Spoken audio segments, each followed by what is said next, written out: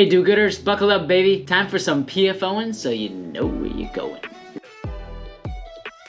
If you tuned in last episode, you heard me explain my catchphrase, time for some PFO'n so you know where you're going. You also saw that my head was cut off in the video. Can't believe I didn't see that. I felt like Tommy Boy when the hood of his car flipped up.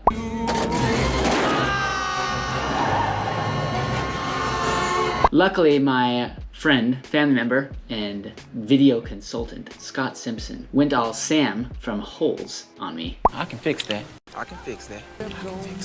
That made me feel better. Well, I introduced a new phrase this episode, do-gooders. How about that? The reason why I like that, and the reason why I wanted to introduce it, is because do good, right? We had a do good to live good section in the first episode. A do-gooder, and this is from the book of Ryan, just after the other 4 books in the Bible. You have never read the Bible, have you, Sean? Genesis, Exorcist, Leviathan, do the right thing. Oh my gosh. Don't worry, I actually know what the first 4 books of the Bible are. Genesis, Exodus, Leviticus, Numbers, Deuteronomy. I really do believe in the simple idea though. Do good things, big or small, and you will live good. Anyone that buys into this philosophy is what I'm now calling a do-gooder. I like do-gooder for another reason though. I want everybody to know that to do good, it's cool to do good. Before we get to our do good, live good section of this episode, let's talk about some teeth. I am your local orthodontist. I am the guy. I'm the guy. This is the guy. This is the guy. I'm the guy.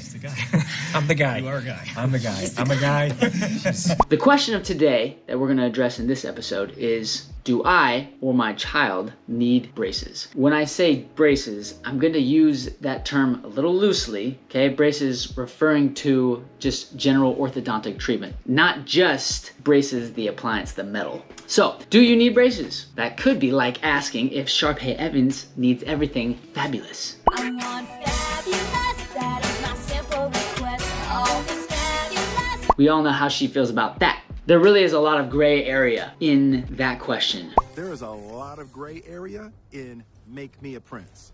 Be specific with your words.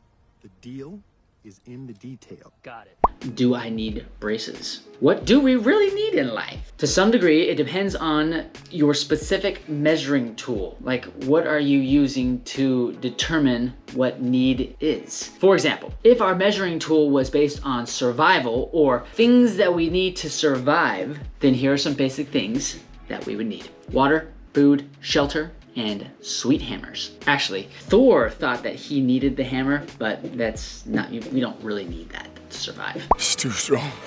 Without my hammer, I can't. Are you Thor, the god of hammers? That hammer was to help you control your power, to focus it. Getting back to teeth. If the question is, do we need braces or orthodontic treatment to survive, like life or death, then the answer is a big fat no. There have been no recorded incidents, as far as I'm aware, where an individual died because they didn't receive orthodontic treatment at some point in their life. There may be some professionals out there that try to push the idea of life or death with orthodontics. There aren't very many, so I don't think you need to be too worried about that. Having said this, although orthodontic treatment may not be critical for survival, if you have a different and more specific question, then orthodontics or braces becomes more of a need. For example, do I need braces to straighten my teeth? Do I need braces to make my smile broader? Do I need braces to make room for other permanent teeth that haven't come in yet? Do I need braces to close spaces? Do I need braces to get rid of my overjet? These are all very specific questions. So let's answer a few of them. Do I need braces to straighten my teeth? Well, according to research, teeth tend to get more crowded as we age. So if you want straight teeth, then yes, odds are you need braces because they aren't likely to get straighter. Do I need braces to make my smile broader? So research suggests that smiles tend to get more narrow with time. And you can see more of what we as orthodontists and some other dental professionals also refer to as buccal corridor space. I found this picture online. Each photo shows a different amount of buccal corridor space, which is the space between the corners of the mouth and the teeth on the inside. The more space, that you can see in between the teeth and the corners of the mouth, they teach us that that is less cosmetic than a more full smile. Of the photos that you can see in this picture, the top ones have the least amount of space, meaning that you see more teeth. The smile is wider. Versus you go all the way down to the bottom, you can see that the smile is a little bit more narrow and there's a larger space in between the cheeks and the teeth. Well, like I said, the smile tends to get more narrow with time without some sort of retainer. That's just the way that nature is. You know what? I reject nature. If you're like Skipper and just can't stand the natural course of things, then yes, you need braces. Final question we're gonna look at is, do I need braces to make room for permanent teeth that haven't come in yet? Sometimes because of poor growth patterns in both the bone and the teeth, or sometimes baby teeth fall out too early, maybe because of cavities or so crowded that the permanent teeth coming in push the baby teeth out before they should come out. Because of those situations, sometimes the underlying permanent teeth that are still growing in don't have enough room and they never come in the way that they should. In this case, braces or orthodontic treatment is needed to help create space so that those teeth can come in. As a general summary, for the question, do I need or does my child need braces? I'm gonna refer to the orthodontic textbook of textbooks. This is something that all orthodontists are familiar with. In the orthodontics textbook, you have this quote right here. Protruding, irregular, or maloccluded teeth can cause 3 types of problems. Again, we're answering the question, do I need or does my child need braces? So,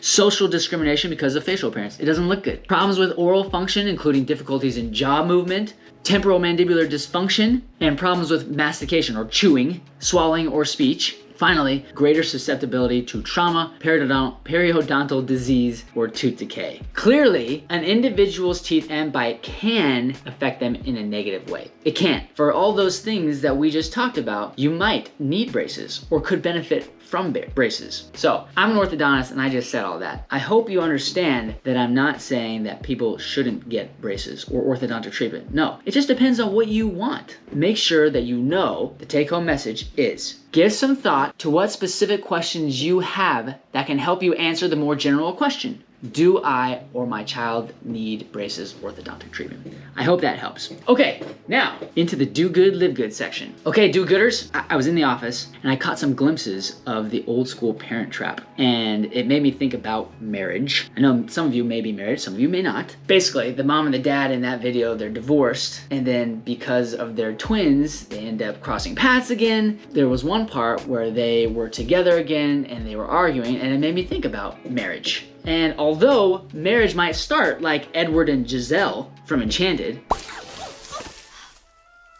Oh my gosh. It's you.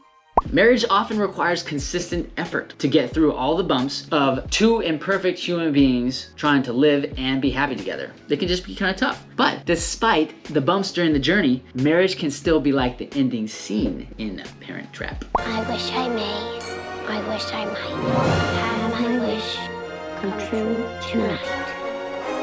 I've heard that long kisses can help sustain a healthy marriage.